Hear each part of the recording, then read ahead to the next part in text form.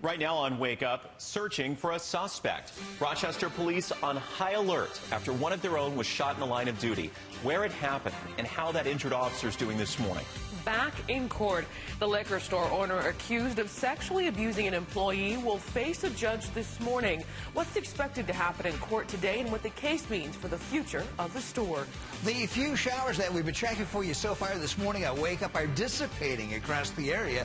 I'll let you know if they'll be back in my forward forecast. And the clock continues to count down for the 11-day power play. We're live with some of the players who've already spent days at the Harbor Center. The goal they want to hit on and off the ice. As News 4 Wake Up continues. Live in high definition. This is Western New York's news leader. Now, News 4's Wake Up. And we're going to start on this Monday morning with the sun shining brightly over Buffalo. Not a bad start to the morning. I think you'll step out, though, and find it's a little cool. I mean, you could call it refreshing. Some of you would say you need a sweater. That's true. Depending where you are this morning. We're glad you're with us. What were you going to say, Brett? I was going to say it always helps when the sun is shining. Yeah, big time. And you get to look at it this way. Great sleeping weather. My favorite pastime. I think as well of all of us, right? Yes. Hey, and we're going to keep it going, too, for a couple of days. If you're into the warm stuff, we're going to get there. It's just a matter of time, at least later in the week. We're going to take you up to the Wilson Boat Harbor and a very placid scene up there as we kick off this Monday morning. Looking very nice.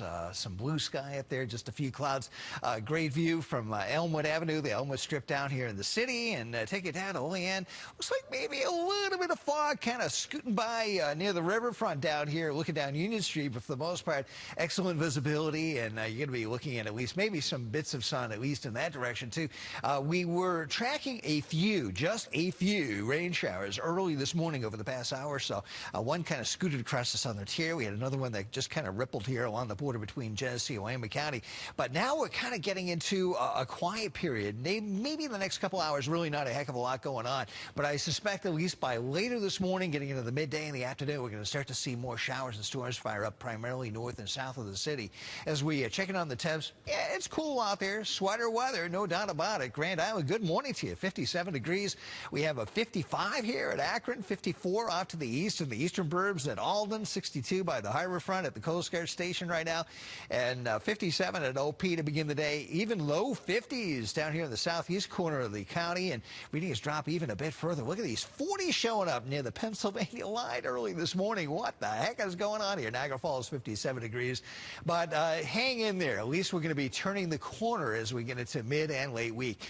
The temps today, the best we're going to do out there for this Monday, 68 degrees. Along with that, scattered rain showers and thunderstorms, more of them, especially getting into the midday, the afternoon. More situated just to the north and south of Buffalo. Rather breezy, too. Those gusts up to 30 miles per hour. So your headlines today, we're going to head to some hit-or-miss raindrops out there. The temperatures actually bottom out. The coldest of the year is over the area by early Tuesday morning. And we have a somewhat better late week to talk about, at least in terms of temperature. Some rain to accompany that, too. We'll check it out in the 7-day outlook. George? Mike, thank you. Right now, here's a look at the traffic situation early on this Monday. A lot of green on the maps. That means everything is up to speed for your drive. We'll be talking with Mike McQueen in just about 15 minutes. We're following breaking news from Buffalo this morning where 2 people were sent to the hospital following an early morning fire at an apartment building on Elmwood Avenue. We're told these 2 people are being brought in for observation. One person from the apartment with the fire that took place and the other person from the apartment directly above. Once again, this took place on Elmwood and Bryant. People are now being allowed to go back inside the apartment building. Buffalo firefighters responded before 5 a.m. because of a fire on the 4th floor. Crews quickly contained it and people are going back in, but we're told firefighters found a smell of natural gas, so they shut off gas to the building. Volunteers from the Salvation Army and Red Cross both responded to offer coffee and food to those who had to evacuate. Once again, 2 people were sent to the hospital because of this. We're still working to get more information, and we'll bring you updates on air and online at WIVB.com. Certainly hope they're going to be okay. Developing across the state, police in Rochester continue searching for the person who shot one of their own. Officer Jeremy Nash was shot Saturday night on North Street. It happened as officers were responding to an unrelated call just before 11 p.m. The officer shot in the city's northeast section. Police say they do not have a suspect, and they're asking for people in the neighborhood to come forward with information. The chief this morning wants to know whether his officer was targeted. Actually, the level of violence against police officers has increased recently, and this is something that we're always concerned about. We're always looking for better training, better equipment, better tactics, better ways to keep our officers safe as they in turn keep the community safe. Officer Nash is expected to be okay. He's been with the Rochester Police Department for 11 years.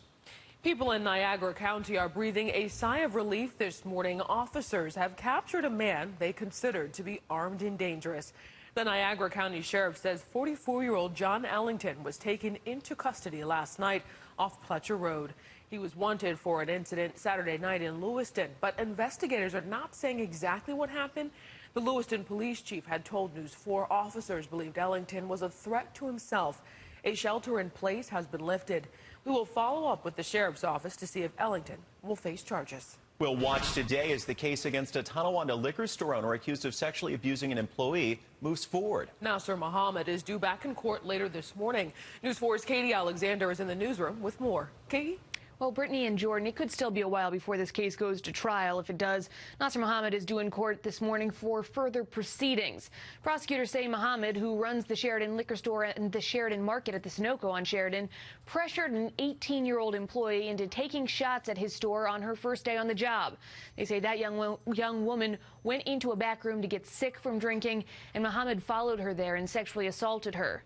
He's now charged with sexual abuse, unlawfully dealing with a child, and prohibited sale of alcoholic beverages. And the State Liquor Authority charged both his operations with several violations of the Alcoholic Beverage Control Law. It also suspended both liquor licenses. The State Administrative Procedure Act and the Alcoholic Beverage Control Law authorize our agency to summarily suspend a license prior to a hearing where the public's health, welfare, or safety is of an immediate concern. A decision about whether to permanently revoke Muhammad's licenses or reinstate them will be made independently of what happens in the criminal case. Muhammad is due back in town of Tonawanda court at 9 a.m. Reporting live, Katie Alexander, News 4 Wake Up. 6:06, they are still going. Dozens of hockey players remain on the ice, hoping to break a world record and raise money for charity. This is a unique fundraiser because the teams, as you mentioned, are trying to break that record and help cancer research. Ali Ingersoll is live at Harbor Center with more about the 11-day power play. Ali? Good morning, Brittany and Jordan. The players are on the ice still this morning. White is leading blue right now. It's been a pretty close game, though, this entire time that we've been here. The score right now, tight, and we've watched it go from tied to now White leading again. Joining us now to talk a little about everything going on here, Sarah, the event coordinator. How are you this morning? I'm good. I'm losing my voice a little, but I'm good. So talk to me a little about, it's day 3, almost 4 now. How do you make sure that you keep positive energy in here throughout this entire duration? Well, as you can hear, they have music. We've had some bands and entertainment come in, so every once in a while they hear a song they like and they start tapping the ice or going like this with their stick, so that's good. People come down to see them. That's a huge part of it. Coming to see them is, having fans, and they have some overnight, which is nice, but we'd like to see some more. And also just, having pictures of the people they're playing for, either in memory or in honor. And, if it's in honor, sometimes those people can come down here and root them on, and then their families come. And, we just make sure they're as comfortable as can be. And they bust each other a bit, but it's all good natured. How important is the positive energy and keeping that up? 100% vital. It's the only thing that's going to get them to the end, even more than physical. Because this is a mental game, not a physical game. It is a marathon, not a race. So it has to happen.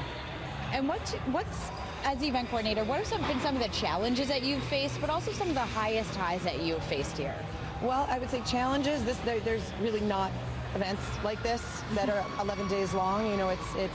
There's so many things to handle at any given point that you have to know when to go where and what ranks what and how to delegate and all that. So, normal, just maybe tenfold. And the highs, look at this. Look what the community has come out. The people are so excited about it. The people love this event, and these players are just inspirational to watch. Well, thank you so much for joining us this morning. We really appreciate it. Now, coming up later during the morning rush, we're going to head over to the bench, hear from the players who are actually out there playing right now. So they're going to take one of the players who will be sitting on there will be chatting with us. If you want to learn more about this event or even donate to it, you can just go to our website, WIVB.com, and click on the Founded on 4 section. Reporting live from Harbor Center, Ellie Ingersoll, News 4 Wake Up. All right, we are anxious to hear from the players, and we salute them. Doing so much to raise money for Roswell. 6:09 this morning. We have a lot more ahead as Wake Up continues. Palladino preview. What we expect to happen today in Albany as the case against the Buffalo school board member continues. Frightening fall. The video that is tough to watch of a teen's plunge at a Six Flags park in Lake George. How she's doing this morning and what the park is doing to prevent another accident.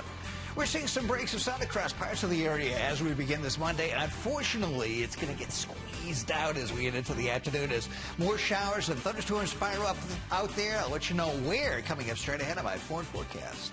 At 6:45, it is your Monday morning rush, nonstop commercial-free news, traffic, and weather together. But first, parade problems. The number of arrests New York City police made at the annual Pride Parade.